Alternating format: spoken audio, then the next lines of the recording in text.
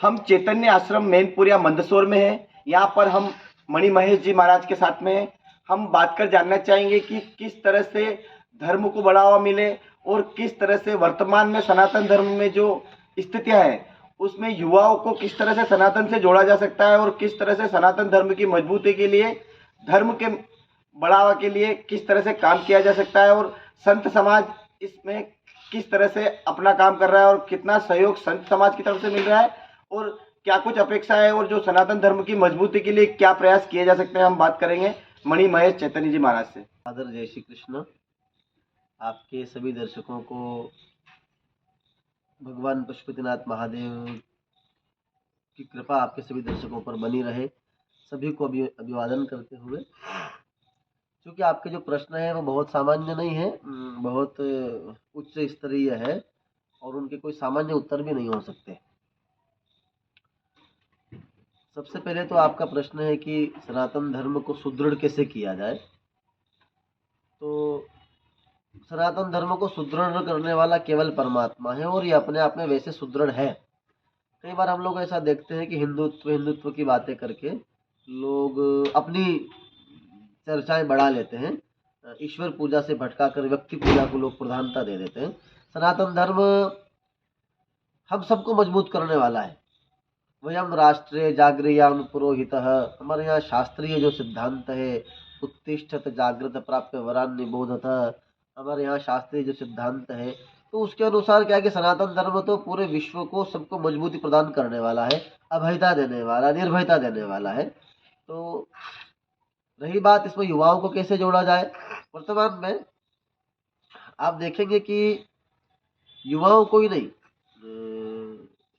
वृद्धों को भी, करोड़ लोगों को भी, बुद्धिजीवियों को भी भटकाने के लिए कई सारे प्रयास किए जा रहे हैं, जिसमें मुख्य रूप से भगवान से दूरियां कैसे पैदा की जाए, इसके लिए कई सारे लोग प्रयास कर रहे हैं।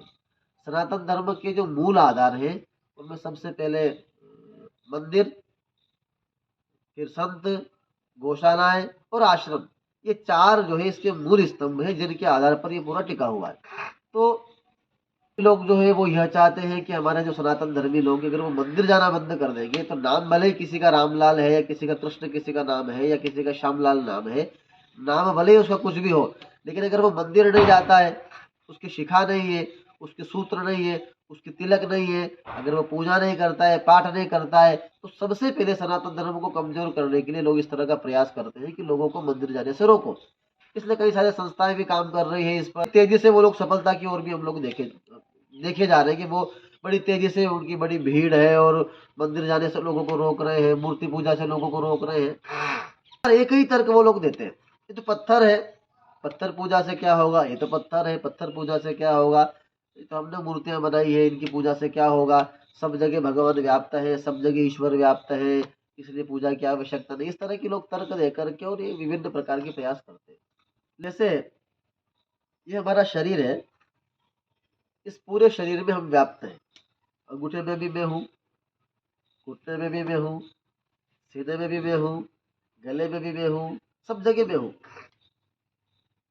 इसका अर्थ यह तो नहीं कि मेरी पूजा के लिए जो विशेष प्रावधान किए गए हैं या गुरुओं की पूजा के लिए विशेष जो प्रावधान किए गए हैं, तो किसी के घर अगर गुरु जी गए हैं तो बड़े भाव से उसने स्नान करवाया है, बड़े भाव से उसने जो है उनको फिर कपड़े बदले हैं, फिर चंदन तिलक भोजन करवाया, दूसरे किसी भक्त के वहाँ गए उसने फिर बड़े भाव से किया है, तो ये पद्धति ठीक नहीं रहेगी। तो शास्त्रकारों ने कहा चलो ऐसा विधि सिद्ध कार्य कर देते हैं, क्योंकि पूरे शरीर में गुरुदेव व्याप्त है, इसलिए बोले ऐसा करो उनके अंगूठे की पूजा करो, अंगूठे के नाखून की पूजा करके उसको प्रणाम करो, ये विधि सिद्ध कार्य हो जाएगा, तो फिर गुरुदेव उसको आशीर्वाद देंगे। इसी तरह जो परम तत्व शिव है, ये ब्रह्म है, वो सब जगह व्याप्त है, बराबर मात्रा में व्याप्त है। जैसे दूध में घी, हर बूंद में बराबर मात्रा में व्याप्त है, ऐसे ही भगवान सब जगह कण कण में बराबर व्याप्त है। लेकिन जैसे हमारे विज्ञान भी मानता है कि हर जगह जल व्याप्त है, तो जल व्याप्त है, तो पानी पीने के लिए अगर हम ऐसे प्रयास करेंगे तो हमारी प्यास नहीं बुझेगी। उसके लिए फिर एक विधि सिद्ध कार्य है कि भाई आपको नल पे जाना पड़ेगा, हैंडपंप पे जाना पड़ेगा, टंकी के पास जहाँ जल उपलब्ध है। इसी तरह भगवान सब जगह है, इसमें कोई संशय नहीं है, भगवान सब जगह बिल्कुल बराबर मात्रा में व्याप्त है। लेकिन हम लोग मूर्ति में भगवान के प्राण प्रतिष्ठा करके चैतन्य ब्रह्म की स्थापना करके उसकी जो पूजा करते हैं वह विधि सिद्ध कार्य है। सब जगह भगवान है, लेकिन उसके लिए फिर अगर आप सब जगह भगवान है ऐसा दर्शन करना चाहते हैं तो प्रहलाद के जैसे अगर आपकी भक्ति होगी तब जाकर के खंबे में से नरसिंह प्रकट होंगे। अगर प्रहलाद जैसे आपकी भक्ति नहीं है तो खंबे में से आपको नरसिंह प्रकट होने वाले नहीं। फिर ऐसे कहते रहो सब जगह भगवान है, सब जगह भगवान है, उससे काम नहीं चलेगा। प्रहलाद के जैसे आपकी निष्ठा होना चाहिए, मीरा के जैसे निष्ठा होगी तब जाकर के विष का प्याला आपका अमृत बनेगा। मेरो तो गिरधर गोपाल दूसरों न कोई, ये दृढ़ निष्ठा होना चाहिए, तब जाकर के भगवान का वहां आपको साक्षात्कार होगा। ऐसी भक्ति हमारी नहीं है तो ऐसी भक्ति बनाने के लिए फिर ये प्रयासरत है, मंदिर जाना है, पूजा करना है, विधियां करना है, साधनाएं करना है। सबसे बड़ा इसमें मूल तो यही है कि सनातन धर्म से जुड़े हुए लोग भी लगभग लगभग सभी ऐसा मानते हैं कि हाँ हम लोग मूर्ति पूजा करते हैं। अरे भैया, हम मूर्ति पूजा नहीं करते, इस भ्रम को निकाल दो। मूर्तियां तो बहुत रखी जयपुर के बाजार में, मार्केट में बहुत सारी मूर्तियां रखी, हम लोग कहीं पूजा करने जाते हैं क्या? नहीं, हम लोग मूर्ति पूजा नहीं करते हैं। मूर्ति को ला करके उसकी विधिवत प्राण प्रतिष्ठा करके चैतन्य ब्रह्म की स्थापना करके उसकी हम लोग पूजा करते हैं। तो यह जो कॉन्सेप्ट हमारा क्लियर हो जाएगा कि भैया हम उसमें मूर्ति की पूजा नहीं कर रहे हैं, उसमें जो चैतन्य ब्रह्म की हमने स्थापना कर दी है उसकी हम लोग पूजा कर रहे हैं, तो फिर ये सब भ्रम दूर हो जाएंगे। लेकिन कई बार ऐसा लोग जो है ऐसी परंपराओं में उलझ जाते हैं जो उन्हें मूर्ति पूजा से रोकती है, मंदिर जाने से रोकती है। और कई बार जो है व्यक्ति पूजा को ही लोग प्रधानता दे देते हैं, ईश्वर पूजा से लोग बहुत दूर हो जाते हैं। कई जगह आप देखेंगे बड़े बड़े जो संस्थान है उनमें कई जगह बड़ी बड़ी तस्वीरें केवल गुरुओं की लगी हुई है, भगवान का एक मंदिर भी नहीं है, केवल और केवल जो है खुद की स्वयं की पूजा हो रही है। तो ऐसे लोगों से बचते हुए, क्योंकि युवा लोग बहुत ही तार्किक बुद्धि वाले होते हैं और बहुत ही सजग हैं, तो मुझे पूर्ण विश्वास है ऐसे, हालांकि युवा लोग नहीं इन चक्करों में पड़ते, लेकिन अगर कई ऐसी चीजें है भी तो सबसे पहले आप ये देखिए कि वह जिसको हम लोगों ने गुरु माना है उसका जो सिद्धांत है शास्त्रीय है या नहीं है। क्योंकि हमारा मूल भगवान राम है, भगवान कृष्ण है, भगवती है, भगवान गणेश है। हमारे यहाँ तो सब जगह भगवान देखने की कल्पना नहीं, वास्तविकता में यह विश्वास है, तभी तो सुपारी में हम लोग गणेश का दर्शन कर लेते हैं, तभी तो शालिग्राम के उसमें हम लोग भगवान विष्णु की पूजा करते हैं, नर्मदेश्वर शिवलिंग में भगवान शिव की पूजा करते हैं। तो सब जगह भगवान व्याप्त है, इस सिद्धांत को वो लोग नहीं मानते जो पूजा नहीं करते, इसको तो हम लोग मानते हैं कि सब जगह भगवान है। इसी भाव के कारण तो फिर नरसिंह को प्रकट कर दिया प्रहलाद ने खंबे में से, इसी भावना के कारण तो ये सारी चीजें हैं। तो ऐसा नहीं है कि हम लोग जो है सब जगह भगवान नहीं, सब जगह भगवान मानते हैं, तभी तो बरगद की पूजा करते हैं, बिल्वपत्र की पूजा करते हैं, शमी की पूजा करते हैं, आंवले की पूजा करते हैं, क्योंकि हम सब जगह भगवान मानते हैं।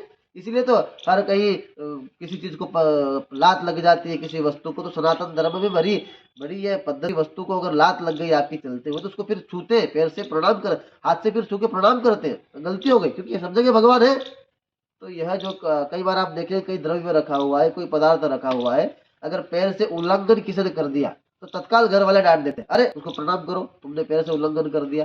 ये अन्न हमारा देवता है, जल हमारा देवता है, वायु हमारा देवता है, अग्नि हमारा देव है। सब जगह हम लोग भगवान को देखने की भावना रखते हैं। इसीलिए नारायण हरिस्मरण काठल की आवाज डिजिटल न्यूज चैनल का जो शुभारंभ है, अभी कुछ समय पूर्व ही पथमेड़ा महाराज श्री पधारे थे और उनके कर कमलों से इस दिव्य न्यूज चैनल का शुभारंभ हुआ है। तो मैं भी इससे जुड़ा हुआ हूँ, आप सब लोग भी इससे जुड़े और इनके जो प्रयास है धार्मिक सजगता के, चैतन्यता के, उसमें हम सब लोग जुड़ करके सहभागी बने।